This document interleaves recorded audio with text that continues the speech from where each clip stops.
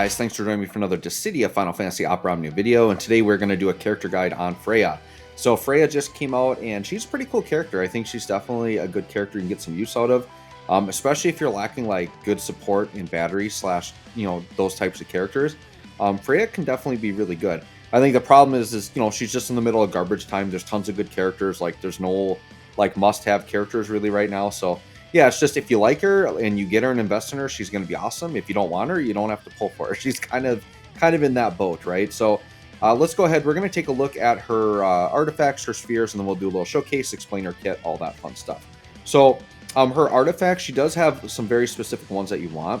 So you want 3 of the C50. That's going to be your priority. So it's the Dragon Knight of Bermesia boost. It's because it's a party buff. So anytime a unit has one of these party buff C50s, you always want 3 of those first because you're buffing the whole party. It's really valuable. So basically, it raises the party's max brave and attack by 5%. So if you have 3 of those on, it's a 15% to max brave and attack. So that's really worth having. And then for her secondary one, I think max brave 330 and attack 108, either of those is fine. Freya's more of a battery character, so max brave actually isn't the worst thing to put on her. So some combination of attack and max brave for the second one, but for the first one, you do want that Dragon Knight of Bermesia because that's got your party buff on it. Then we're going to look at spheres.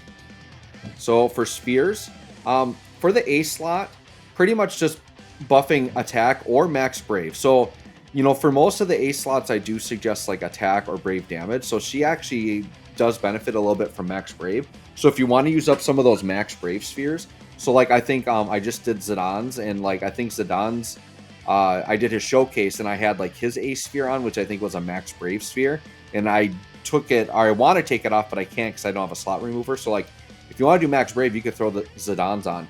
The other thing that Freya has is she's also range damage. So if you've got some of these range damage spheres like Kain, like she's a pretty good character you can toss them on. So 6% damage to range damage. This is for the refined one. If you have the full one, it could be a little bit more. So just look through your box, see what you have. I think if you're doing attack, max brave, or range damage, I think you're good to go there. Or brave damage is fine too, but she's more about, I think attack or max brave would be better. And then the C slot, you do have a lot of options here. Alphanod to me is just like kind of a really good all-around one you can throw on. So it's a party attack and int brave buff that you could do. If you want to do more like more attack, you can go Maria or Lude. They're ones I've suggested before. If you want more battery, you could do something like Paladin Cecil or 9. Something like that could work. So just based on what your needs are or what you want out of her, if you're going more support, then give her more of like a battery sphere. If you want it to have a little bit more attack or maybe party support, you could do like Alphanod or something like that, right? Then in the D slot, I think you want to really boost party attack or boost party stats in some way. So I went and put Lise on there. So it's just a 2% party attack when you're breaking or attacking a target with break. That's for the refined one.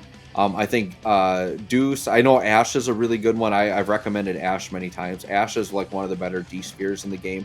Hopes is pretty good also. So just look and see what you have. But anything that kind of buffs party-wide attack or maybe party-wide stats in some way can really be useful there. All right, so let's go ahead and hop into the showcase here. So Freya kind of operates like Kain a little bit, but she also is very different. She's basically like, if you're familiar with Kain, she's basically like Kain, but with like a lot more support and like better auras. Now, we won't downplay Kain because he's about to get like one of the biggest boosts in the game because he's the first FR weapon that comes out. Unless they throw a curveball and do like a global first FR, but he's scheduled to be the first FR and he's actually pretty darn good. So, Kain is going to be coming back. So if you like the gimmick that Kain and Freya have and you don't have a ton of materials, you could just wait for Kain. You don't have to get Freya, but Freya does operate more in the support role very, very well, right? All right, let's go on Desperado. So yeah, we're just doing Irvine's Intersecting Wills. It's a pretty easy one that just doesn't really interfere with me very much, as long as I bring the Desperado and keep some range damage going. I suppose I actually didn't have to for this one because Freya also has range damage, so I would have been fine just letting Freya take care of the orb, but that's okay. We'll just really tick the orb here, right? All right, so Freya, the way she works is you see she has an overhead buff there with the sphere. It's at 1. Basically, when that gets to 3, she's going to get a new HP attack. Now, Normally with Freya, I would lead in with the LD and just start busting that off right away. But what we'll do, just to show you her stack scope, we're going to do the 15 and 35. So let's go ahead and do the 15 here. This is just like a really nice battery that you can throw down. It gives Brave regen as well. And it does do a little bit of healing as well. So she's kind of got like the things you want in a support, right? She's got batteries, she's got healing, she's got Brave gains, which is very good. So her damage won't like blow you away, but she's got decent damage for support. And the thing is you can really abuse her basically in the air ability, which I'm going to show you here in a minute. That's how she mimics Kayn, is basically when you use the special HP plus she's going to get, she's basically going to fly up into the air. And what you can do is you can abuse like fast characters or turn hoggers and then just get a bunch of follow-up damage. Basically, Freya's going to follow up like crazy. So it's very convenient. You know, I talked about Zidane earlier. I did his showcase first. And I said, you know, actually Garnet isn't a great pairing for Zidane because she can steal some of his breaks. Like Zidane wants to break, right? Zidane can be like a good pairing for Freya in that he's very fast and speedy, which means that Freya's going to get a lot of follow-ups. But Freya, if you're focused more on Zidane, actually wouldn't be a good partner for Zidane because her follow-ups could steal his breaks, right? So it depends on which way you want to roll with it. But you could just use other fast characters. I think Rem is a good combo because Rem can like turn steal or swap turns with the other character and keep kind of Freya back a little bit. Let me see what I'm going to do here. Let's just do this. Just other speedy characters like Lightning, you know, stuff like that. They could make some good use, right? Just characters that can jump turns, be very quick, do a lot of turns. Actually, Terra. Terra would work pretty darn good with Freya. Terra's the one that's known as like, you know, because like the Terra Yang combo used to be a thing. Pretty much any of these like Core, Yang, Kayn, and now Freya, any of these characters that have just like follow-ups built in. Good old Desperado here, Laguna works. Terra can abuse that because she can just take like basically a million turns in a row. And yeah, it's and you can just really abuse the follow-ups. All right, let's use the 35. This is called Dragon Breath. This is her more damaging attack. So you'll see it'll do AoE Brave and then some good damage there. So yeah, we just did, you know, decent good chunk of damage there actually. That was actually pretty darn good damage. So that's very good. And just keep in mind that her attacks all give different buffs. So you just want to upkeep those. So you kind of want to spread out, use the 15 once in a while, use the 35 once in a while to upkeep your buffs. And then she has actually a really, really cool EX I want to show you.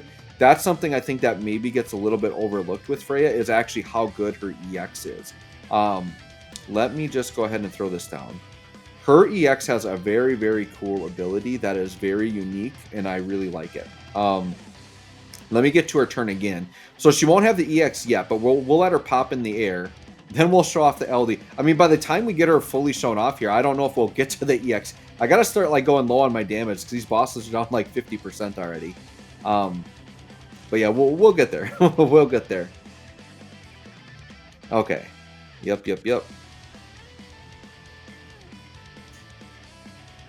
Just, you know, watch all these animations, do all that fun stuff. Okay, so Freya's up again. So now we've got the 3 stacks. You'll see that the 3 turns to the red, it's maxed out. Now we have Descending Dragon.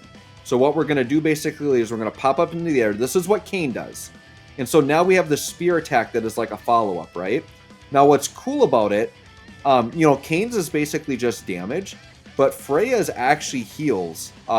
You saw we healed 0 there because these enemies had shields up, but it heals in batteries. And it's based on like the damage that you do, right? So now once those shields are gone, there's the sphere, and then we got a little bit more healing, and then more follow-up shenanigans, right? So basically, as long as Freya's up in the air, every attack we do, she's just going to follow up with that sphere attack. So, you know, Garnet does that. Here's a spear attack, you know, does and then Garnet's follow-up. So we're just doing like all that damage there. Yeah, just everything. Look at all the follow-ups on this team. I actually didn't realize it, but I brought a pretty heavy follow-up team that's doing kind of crazy damage here. So yeah, now that's gonna go. That's gonna go as a follow-up. We still have Desperado coming. We still have Freya's follow-up coming. Actually, we did so much range damage. Yeah, with Freya, like actually, Freya could end up being my new bring to these because she's actually got some decent auras. I mean, Laguna's got some good stuff too, but Freya sitting up in the air with that sphere just every turn is basically what the Desperado is doing. And we're just, yeah, ticking up that orb so crazily. All right, so now here's what happens. Her turn ends, she comes down, does a big attack, and now she's basically back to normal, right? Okay. And we've got the EX, so we need to show off that EX. So this is Cherry Blossom. Now, what this does that's really awesome is it basically gives the party last stand, which is really, really cool. Because the nice thing is she can turn around then and heal you back up. So basically, any party member, as long as you're above 50% HP, you can't be KO'd. You'll go down to 1 HP. Now, if the boss back-to-back hits you, there's nothing you can do. But the idea is you could bring her to a fairly aggressive boss or a fairly aggressive fight. I actually gotta like really tone down the damage here because these bosses are about to die with all of these follow-ups. Like, this is just craziness. What I might do is, yeah, I'm just gonna throw down a summon here. That way the boss is just wanting to get another attack in. This Irvine Lufenia is kind of a joke. Well, his Brave attack, because like we're gonna get a bunch of follow-ups anyways. Yep, okay. Alright, so now let me show off, like, this is normally how I'd start the fight. We've basically talked about everything. But what you'd normally do is you would do her LD. So her LD is called 6 Dragons, and it's going to automatically put her up to 3 stacks. So you can see she's got that, and it's a free turn. So like you just use it, then you get a free turn back to back, and then typically what you do is you just jump up in the air and you start the fight that way. So now we hop up in the air, and then we're good. And then you just let the rest of your party kind of go to town. And then meanwhile, like, even if you're in a tough fight, this is the cool thing, right? When units are up in the air like that, if the bosses target them, like, it's a miss. So you could do some shenanigans and put like Celis Call on her, make them target her, jump up in the air. Any single target things, they're just going to be missing, and they count as evading. So like the orb on the newest Lufenia like ticks up if you evade. If they attack Freya, that counts as an evade. And then she'll just sit up in the air, and she'll constantly be spearing and healing you actively, which is really, really good if you're in an aggressive fight that like the boss is attacking a lot. She's going to get missed. Your allies might take some damage, but they're going to, if you have the EX up first, they'll last stand. She'll heal while in the air. Like, she is a very, very cool character that you can get a lot of use out of in difficult fights. So anyways, guys, let me know what you think of Freya. I think she's very, very cool. Thanks for watching. We'll catch you on the next one.